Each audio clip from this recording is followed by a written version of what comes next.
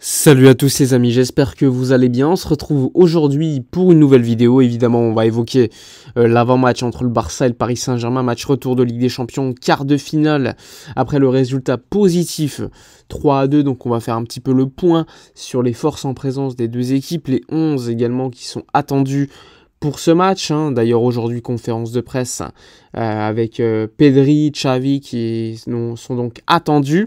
On va également évoquer assez rapidement l'état actuel du Barça avec la victoire contre Cadix, le classement, la Liga, etc. Bref, il y a beaucoup de sujets à évoquer. Donc, sans trop attendre, on va débuter. Allons-y. Alors on va débuter tout d'abord par le fait que le Paris Saint-Germain n'ait pas joué un match ce week-end, puisque la Ligue 1 avait déplacé certaines journées de championnat, notamment donc celle du Paris Saint-Germain qui n'a pas joué. Et donc le Barça, on avait joué contre Cadix le samedi avec une victoire 1-0 après avoir fait tourner énormément. Un magnifique but de Joao Félix. Beaucoup de joueurs étaient restés sur le banc, certains étaient suspendus comme Cancelo, Lewandowski. Donc le Barça n'a pas eu de blessure, ce qui était évidemment une des craintes. Et surtout le Barça accroît son avantage. Le Barça accroît son avantage sur Gérone qui a perdu contre l'Atlético au Civitas Metropolitano. Donc le Barça commence petit à petit à assurer sa seconde place, qui pourrait donc lui permettre de participer à la Supercoupe d'Espagne l'année prochaine, ce qui est important au niveau économique également. Et évidemment, en termes de titre, la possibilité de gagner ce titre. Le Barça n'abandonne pas le championnat d'Espagne, même si on est honnête, 8 points de retard sur le Real Madrid, même s'il y a un Classico à jouer, ça reste très compliqué, sachant qu'il reste très peu de matchs. Donc évidemment, le Barça va devoir lutter jusqu'au bout, au cas où, mais si on est honnête, ça commence à devenir de plus en plus difficile de voir le Barça devenir champion d'Espagne cette saison. Néanmoins, ça permet également de te préparer pour les matchs de Ligue des Champions. Et là, évidemment, on évoque le match entre le Barça et le Paris Saint-Germain. La victoire 3-2 la semaine dernière était très positive, évidemment, en termes de réaction, même si la seconde mi-temps laissait un petit peu à désirer, surtout les 15 premières minutes de la seconde mi-temps. Le Barça aurait pu tuer le match en première mi-temps avec beaucoup plus d'efficacité. Ensuite, évidemment, jouer à l'extérieur en Ligue des Champions, c'est toujours compliqué. Et le Barça a réussi à avoir un résultat plus que positif, donc ça c'est à noter.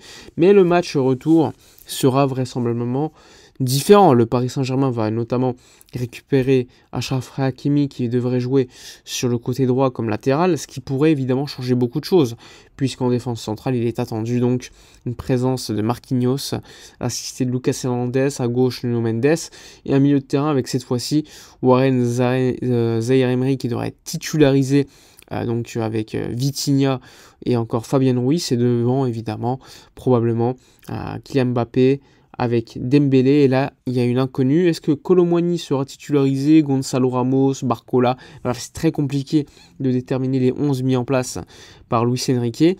Côté Barça, il y a quelques attentes, quelques doutes, avec évidemment les suspensions de Sergio Roberto et Christensen, qui sont deux joueurs qui peuvent évidemment jouer, comme ils l'ont fait lors du match aller au milieu de terrain. Donc on va récupérer Pedri qui a également joué contre Cadix, De Jong et Gundogan. Le milieu de terrain attendu est celui-ci, mais est-ce que le Barça, avec ce milieu, pourrait être efficace défensivement? Je ne sais pas. En tout cas, quand tu joues à domicile, on attend que le Barça soit protagoniste. Et évidemment, un Barça protagoniste, ça signifie un Barça qui est très haut sur le terrain et qui peut laisser beaucoup d'espace pour un Kylian Mbappé qui peut en profiter.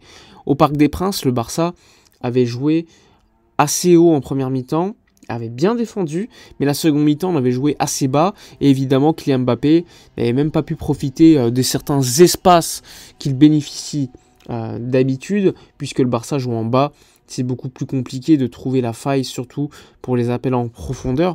Là, vraisemblablement, ce sera un match assez différent, comme je vous l'ai dit, avec un Barça qui normalement devrait avoir le ballon, et donc jouer beaucoup plus haut, essayer d'être protagoniste, et surtout tuer le match assez rapidement, même si en Ligue des Champions, il y a toujours des temps faibles et des temps forts. Ce qu'il faut faire, c'est limiter évidemment les conséquences lors des temps faibles et surtout maximiser les temps forts au maximum. C'est ce qu'on avait pu faire lors du dernier match contre le Paris Saint-Germain, qui est une équipe très jeune, tout comme le Barça.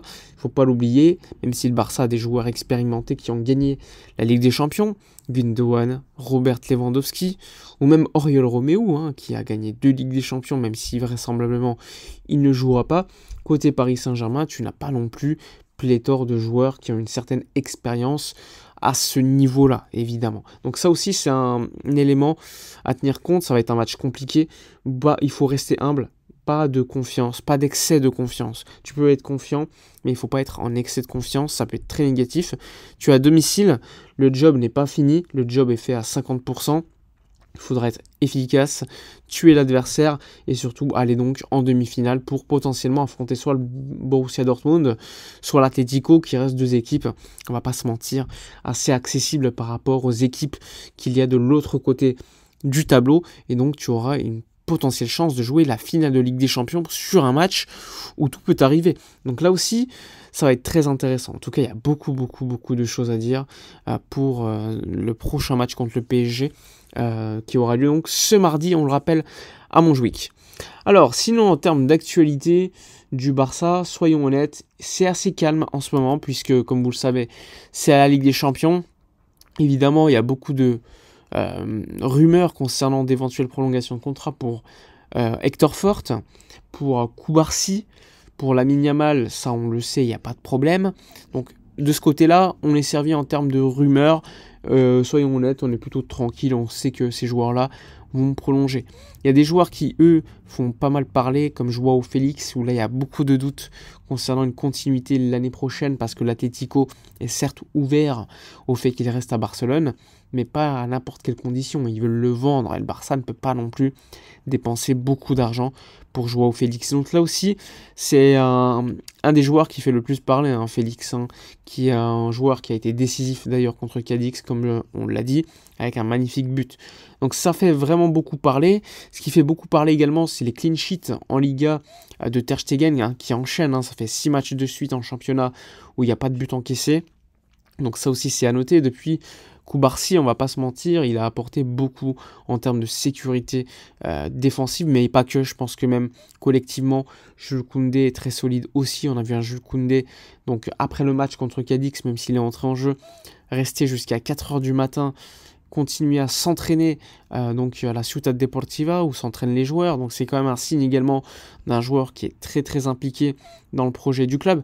Donc franchement, pas mal d'informations assez positives en ce moment côté Barça, avec la presse qui met en avant le fait que le groupe est uni, ce qui n'a pas été toujours le cas ces dernières années, donc c'est assez positif. Évidemment, on verra ce qui va se dérouler lors du prochain match contre le PSG, parce que ça peut être un match qui change beaucoup de choses dans l'histoire du club à mon avis. Bref, voilà pour toutes les informations évidemment. N'hésitez pas dans les commentaires à donner votre avis. Comme d'habitude, likez, commentez, partagez. Moi je vous dis à la prochaine et d'ici là comme d'habitude, portez-vous bien.